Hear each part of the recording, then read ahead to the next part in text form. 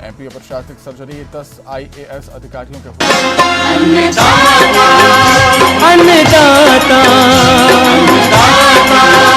अन्नदाता नीत तुम्हारा अन्नदाता, पग पग पर है संग तुम्हारे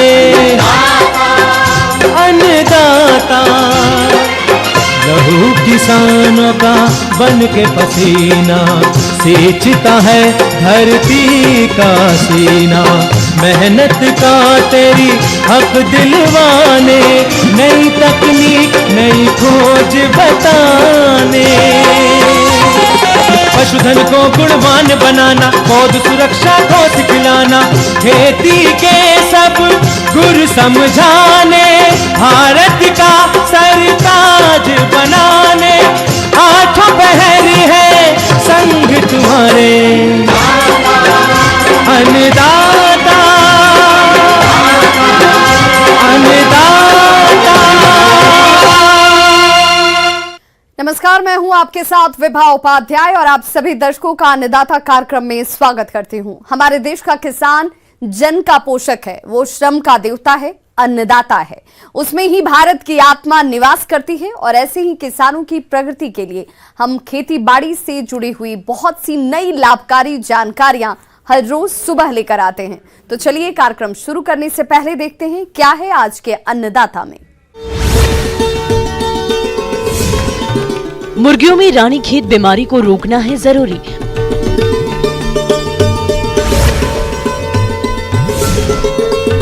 औषधीय फसलों की खेती करके कमाएं अच्छा लाभ।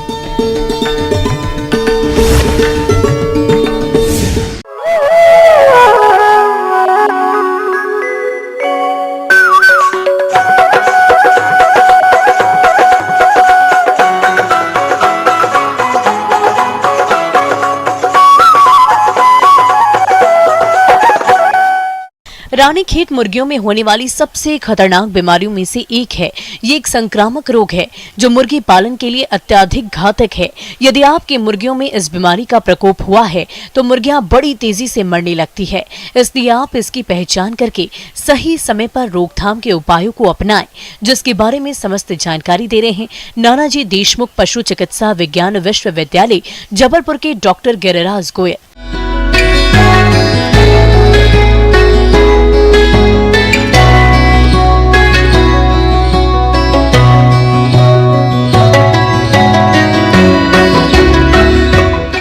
नमस्कार किसान भाइयों, वर्तमान में बरसात का सीज़न चल रहा है। अब बहुत जल्दी सर्दियों का सीज़न भी प्रारंभ होगा धीरे धीरे। और सर्दियों में एक मुर्गियों में ब्रॉयलर लेयर देसी मुर्गियों में एक भारी बीमारी आती है, जिसको रानीखेत के नाम से हम सभी लोग अच्छी तरह से जानते हैं। इसको न्यूकैसल डिसीज भी बोलते हैं।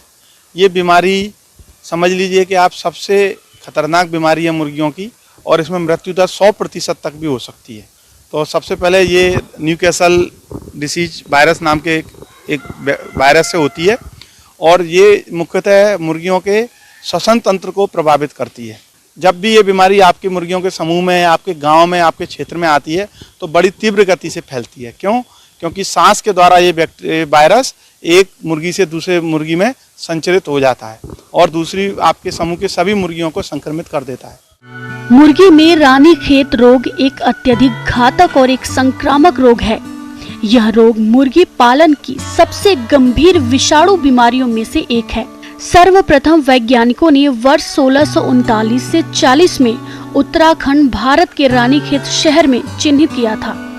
इस रोग में श्वास नहीं ले पाने के कारण मुर्गियों की मृत्यु हो जाती है।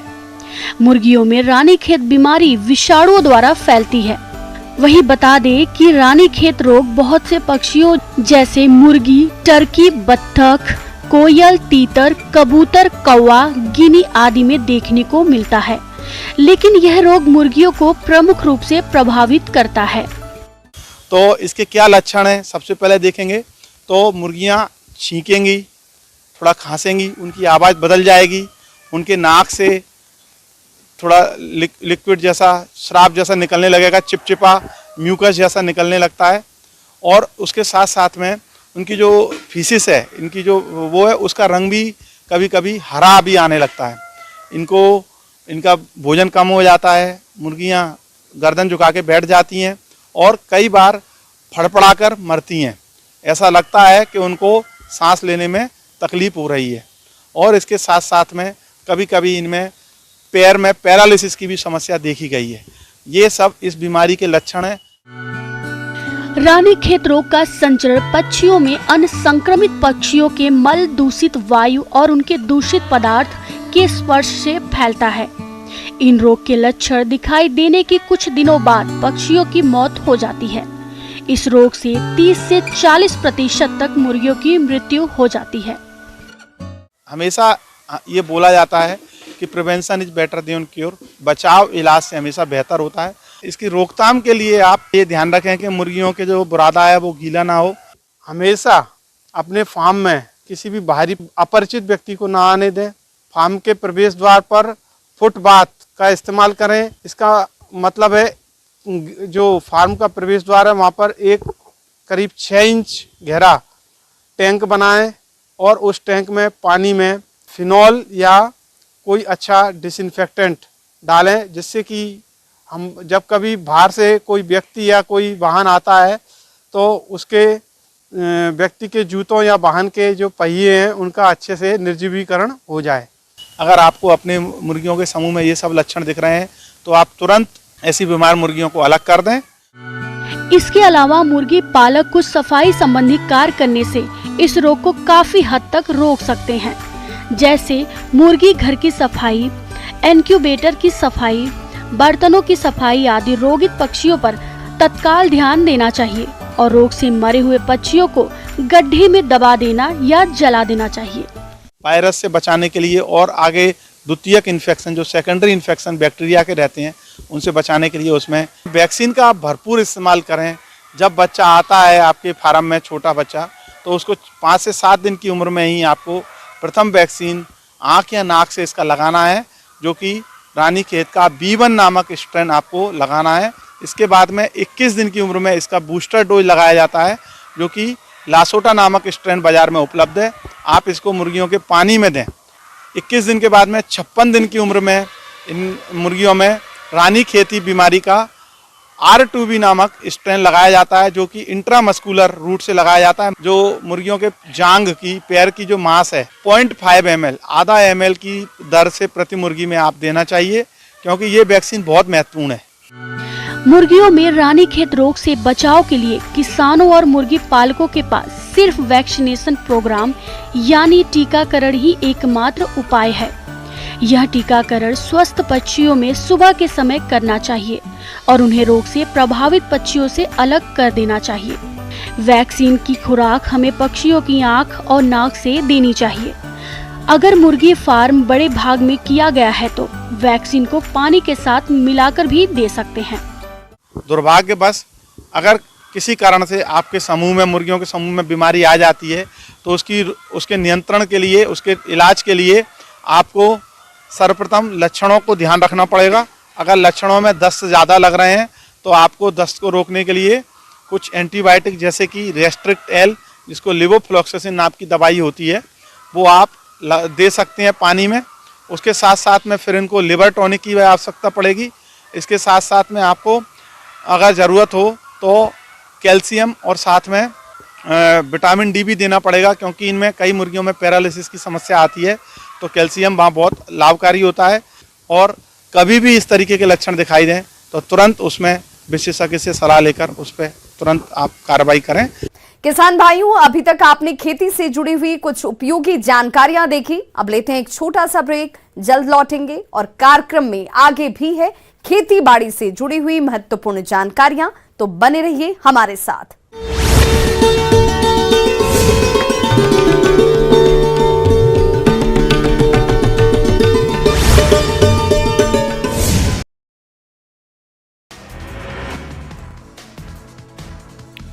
राहुल गांधी की भारत जोड़ो यात्रा की शुरुआत कन्याकुमारी से शुरू हुई यात्रा, भोपाल में एलईडी स्क्रीन पर दिखाई गई यात्रा। इंदौर में भी राहुल गांधी की भारत जोड़ो यात्रा का प्रसारण, राजवाड़ा पर बड़ी संख्या में पार्टी नेता कार्यकर्ता जुटे। राहुल गांधी की भारत जोड़ो यात्रा पर बीजेपी ने उठाए सवाल। नरोत्तम मिश्रा बोले, यात्रा से कमलनाथ का परहेज क्यों? एमपी में अवैध निर्माण पर सख्ती की तैयारी में सरकार, बिना परमिशन के बनी बिल्डिंग्स का होगा सर्वे। एमपी में प्रशासनिक सर्जरी 10 IAS अधिकारियों के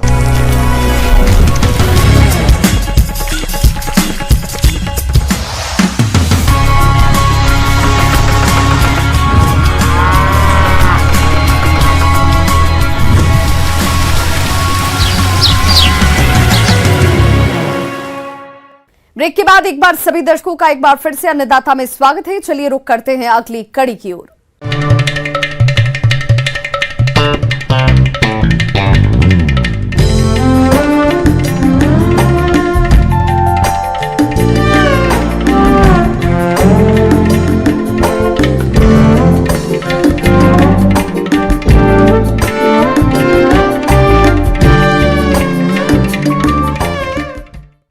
किसान भाइयों, आयुर्वेद विश्व की सबसे प्राचीन चिकित्सा पद्धति है और इसमें औषधीय पौधों का उपयोग किया जाता है और इस समय देश दुनिया में औषधीय पौधों की मांग में बहुत ही अच्छी बढ़ोतरी हुई है, जिसके चलते औषधीय उत्पादक किसान अच्छा लाभ कमा रहे हैं। तो आप कैसे करें इन फसलों की खेती, इस बारे में जानकारी के लिए मिलते हैं कृषि वैज्ञानिक डॉक्टर कौशल कुमार से।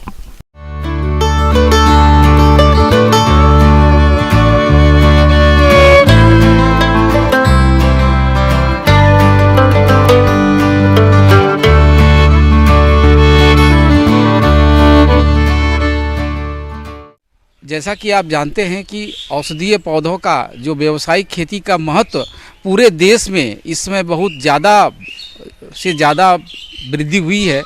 इसका कारण है कि इसकी जो गुणवत्ता है वो उसमें कोई प्रकार की दुष्प्रभाव नहीं होता और इसके जो एफिकेसी है, जो गुण है, वो काफ़ी कारगर हो रहे हैं। तो एक प्रकार से औषधीय पौधे किसानों की खेती करने के लिए एक बहुत ही बड़ा वरदान है और आप ऐसा कह सकते हैं कि आप बूटी से रोटी कमा सकते हैं।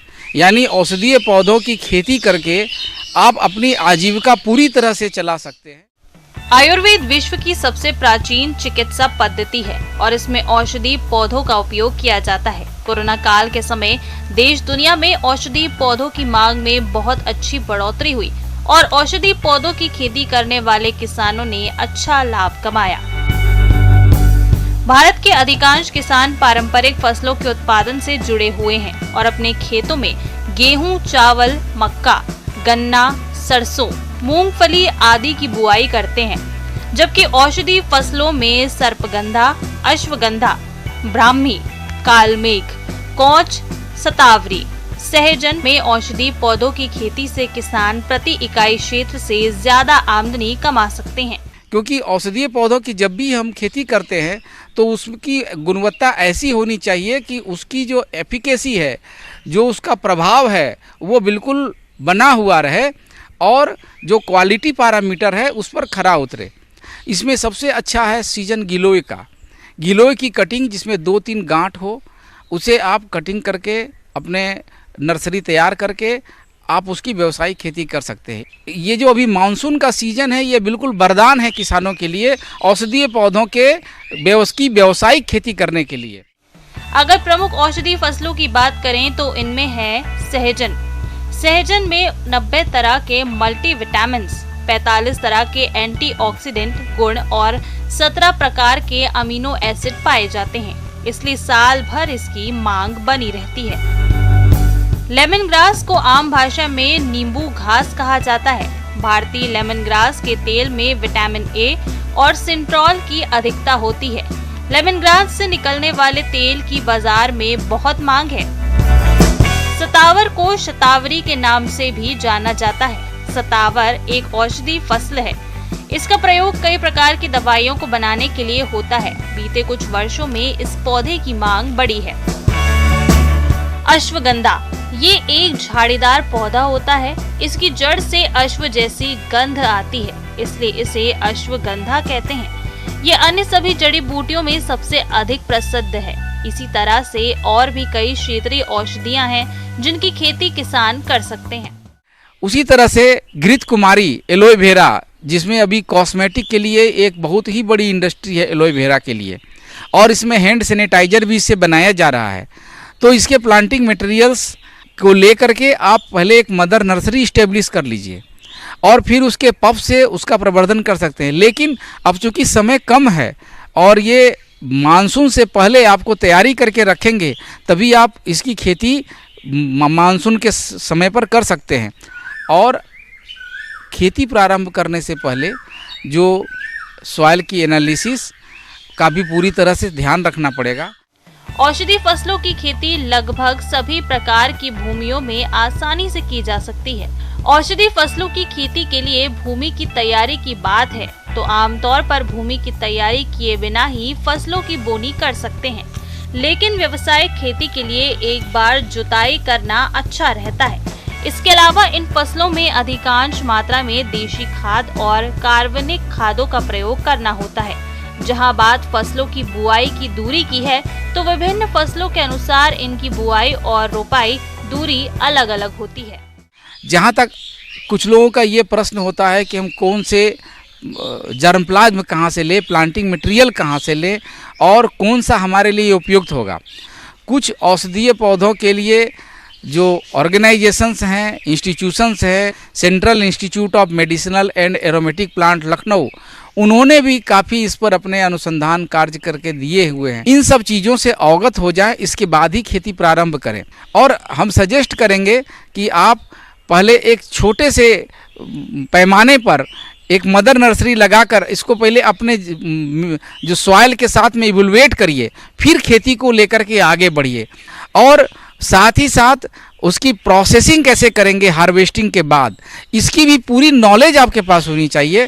भंडारण किस प्रकार से करेंगे, क्योंकि जब तक गुणवत्ता युक्त औषधीय पौधों की खेती नहीं होगी तब तक उसका मार्केटिंग और उसके अच्छे दाम नहीं मिलेंगे। इसलिए इन सब चीज़ों से अवगत भी होना अति आवश्यक है।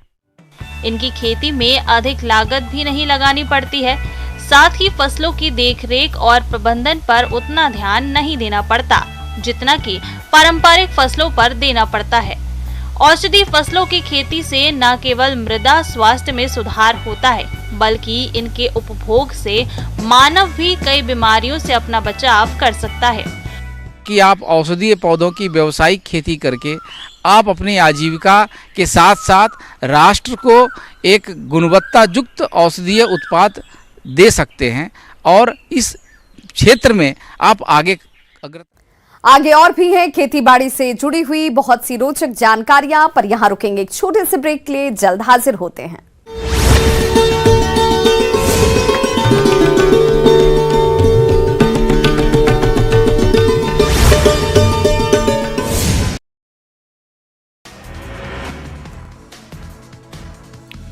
राहुल गांधी की भारत जोड़ो यात्रा की शुरुआत कन्याकुमारी से शुरू हुई यात्रा, भोपाल में एलईडी स्क्रीन पर दिखाई गई यात्रा। इंदौर में भी राहुल गांधी की भारत जोड़ो यात्रा का प्रसारण, राजवाड़ा पर बड़ी संख्या में पार्टी नेता कार्यकर्ता जुटे। राहुल गांधी की भारत जोड़ो यात्रा पर बीजेपी ने उठाए सवाल, नरोत्तम मिश्रा बोले यात्रा से कमलनाथ का परहेज क्यों।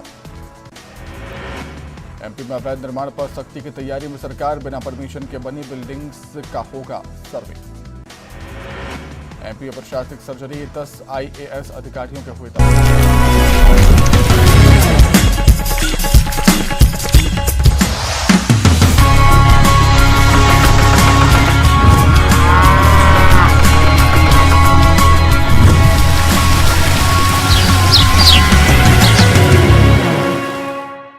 ब्रेक के बाद एक बार फिर से आप सभी दर्शकों का अन्नदाता कार्यक्रम में स्वागत है। बढ़ते हैं अपनी अगली प्रस्तुति की ओर।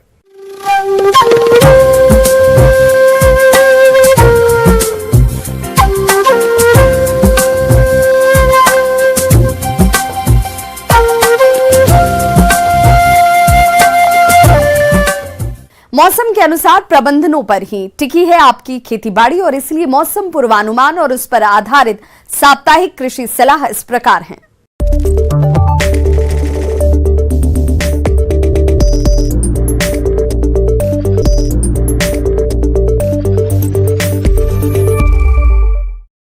इंदिरा गांधी कृषि विश्वविद्यालय रायपुर एवं संचालनालय कृषि छत्तीसगढ़ रायपुर द्वारा भेजे गए मौसम पूर्वानुमान रिपोर्ट के आधार पर छत्तीसगढ़ के अधिकांश स्थानों में मध्यम से घने बादल छाए रहने के साथ हल्की वर्षा होने की संभावना है। ऐसे में इन क्षेत्रों के किसान भाइयों को सलाह दी जाती है कि धान की 35 से 40 दिन की फसल जिसमें कंसे निकलने की अवस्था चल रही हो, वहां यूरिया की दूसरी मात्रा 40 किलोग्राम मात्रा प्रति हेक्टेयर की दर से छिड़काव करें, जिससे कंसे की स्थिति में सुधार आएगा। धान की 50 से 60 दिन की फसल में हाथ से निराई गुड़ाई का कार्य करें। जिन किसान भाइयों के खेतों में धान की फसल में कंसे निकल रहे हैं, उन्हें सलाह दी जाती है कि यूरिया की तीसरी 40 किलोग्राम मात्रा प्रति हेक्टेयर की दर से छिड़काव करें, जिससे कंसे की स्थिति में सुधार आएगा। धान की फसल पर पीला तना छेदक कीट के वयस्क दिखाई देने पर फसल का निरीक्षण कर तना छेदक के अंड समूहों को एकत्र करके नष्ट कर देवें। साथ ही साथ डेड हर्ट को खींचकर निकाल देवें। तना छेदक की तितली 1 मोथ प्रति वर्ग मीटर में दिखाई देने पर फिप्रोनिल 5 SC की 1 लीटर मात्रा प्रति हेक्टेयर की दर से छिड़काव करें। पत्ती मोड़क कीट 1 से 2 पत्ती प्रति पौधा होने पर फिप्रोनिल 5 SC की 800 मिलीलीटर मात्रा प्रति हेक्टेयर की दर से छिड़काव करें। धान की फसल में रोग के प्रारंभिक अवस्था में निचली पत्ती पर हल्के बैंगनी रंग के धब्बे पड़ते हैं, जो धीरे धीरे बढ़कर आंख या नाव के समान बीच में चौड़े एवं किनारों में सक्रिय हो जाते हैं। इन धब्बों के बीच का रंग हल्के भूरे रंग का होता है। इसके नियंत्रण के लिए टेबुकोनाजोल 750 मिलीलीटर प्रति हेक्टेयर 500 लीटर पानी में घोल बनाकर छिड़काव करें। धान की पत्ती के किनारों वाला ऊपरी भाग हल्का पीला सा हो जाता है और पूरी पत्ती मटमैले पीले रंग की होकर पत्रक तक सूख जाती है। रोग के लक्षण दिखाई देने पर यदि पानी उपलब्ध हो तो खेत से पानी निकालकर 3 से 4 दिन तक खुला रखें और 25 किलोग्राम पोटास प्रति हेक्टेयर की दर से छिड़काव करें। मक्का की फसल में नर मंजरी की अवस्था में नाइट्रोजन की तीसरी मात्रा 35 से 40 किलोग्राम प्रति हेक्टेयर छिड़काव करें। उड़द और मूंग की फसल में फली पक जाने पर पहली तुड़ाई का कार्य करें। जून में रोपित मुनगे की फसल एवं पिछले वर्ष रोपित आम के पौधों में सदाई के लिए काट छांट करें। पपीते में फल झड़ने की समस्या को रोकने के लिए 20 ppm की दर से नेप्थलीन एसिटिक एसिड का छिड़काव करें। मुर्गी घरों में गीले बिछावन को तुरंत हटा दें और नया और सूखा बिछावन डालें। खूनी दस्त से बचाव के लिए 30 ग्राम बर्मिक्स पाउडर पानी में मिलाकर 3 से 5 दिनों तक पिलाएं। किसानों को डेयरी पशुओं के बछड़ों को कृमिनाशक दवा देने की सलाह दी जाती है। पशुशाला में पशुओं को मच्छरों एवं अन्य कीटों से बचाव के लिए गीला कूड़ा कचरा जलाकर धुआं करें। सिंचित क्षेत्रों में पशुओं को खिलाने के लिए सितंबर के अंतिम सप्ताह में बरसीम चारा लगाने की तैयारी करें। सितंबर माह में बकरियों भेड़ों को एंट्रोटॉक्सीमिया नामक बीमारी का टीका अवश्य लगाएं। बढ़ते मेमनों को 6 से 10 सप्ताह की उम्र में इस बीमारी का टीका लगवाएं।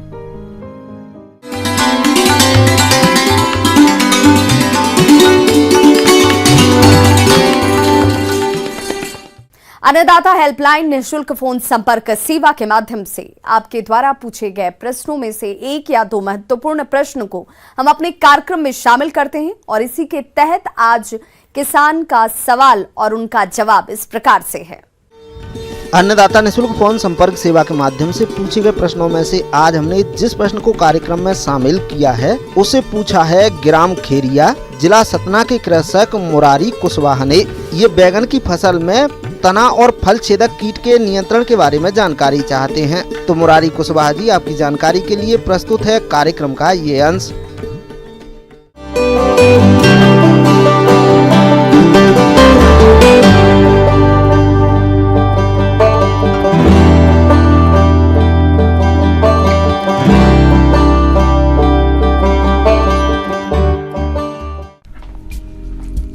सब्जियों की खेती में बैगन एक महत्वपूर्ण फसल है। इसकी खेती बड़े पैमाने पर देश के लगभग सभी राज्यों में की जाती है। इसकी अच्छी खेती करने के लिए किसानों को मुख्यतः बीज मिट्टी का चयन के अलावा कीट और रोग से बचाव पर ध्यान देना होता है।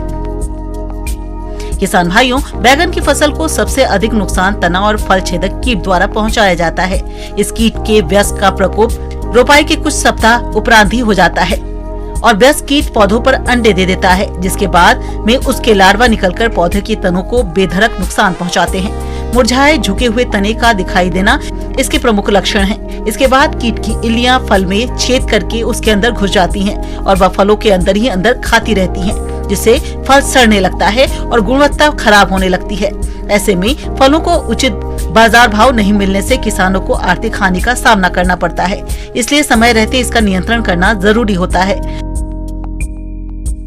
बैगन की फसल में एकीकृत कीट प्रबंधन के लिए सबसे पहले कीट रोधी किस्मों का चयन करें। खरपतवारों का नियंत्रण कर खेत को साफ सुथरा रखें। जिस खेत में बैगन की फसल पिछले वर्ष ली हो उसमें बैगन फसल न लगाएं। बैगन की 2 कतारों के बाद 1 कतार धनिया या सौंफ की लगाएं। रोपाई के 2 सप्ताह बाद फेरोमोन ट्रैप 4 से 5 प्रति एकड़ लगाना चाहिए। यदि आवश्यक लगे तो 10 से 12 फेरोमोन ट्रैप प्रति एकड़ 10-10 मीटर की दूरी पर लगाएं तथा ल्योर को 15 दिन उपरांत बदलते रहें। कीट ग्रसित कल्लों और फलों को काटकर खेत से हटाते रहें या गड्ढे में दबा दें। बैगन की फसल में ट्राइकोकोकार्ड जरूर लगाएं। कीट का प्रकोप आर्थिक क्षति स्तर से अधिक होने पर रासायनिक नियंत्रण के लिए एजाडिरिकेटिन 1% की 400 से 600 मिलीलीटर मात्रा को 400 लीटर पानी में घोलकर प्रति एकड़ की दर से छिड़काव करने पर इस कीट का नियंत्रण आसानी से किया जा सकता है।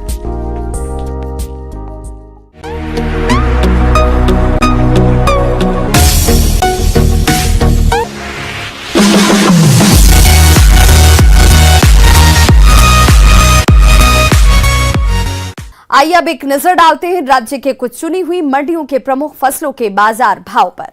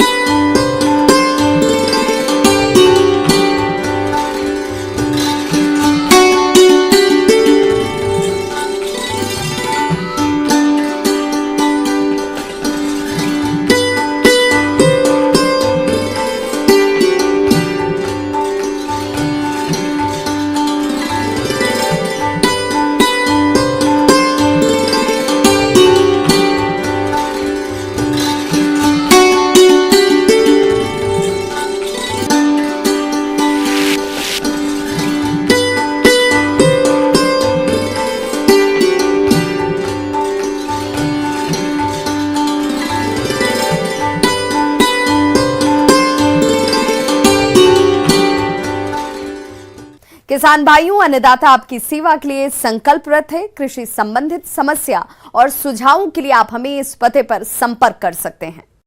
प्रोड्यूसर अन्नदाता, news 18 Madhya Pradesh Chhattisgarh, Ramoji film city, Hyderabad 501512।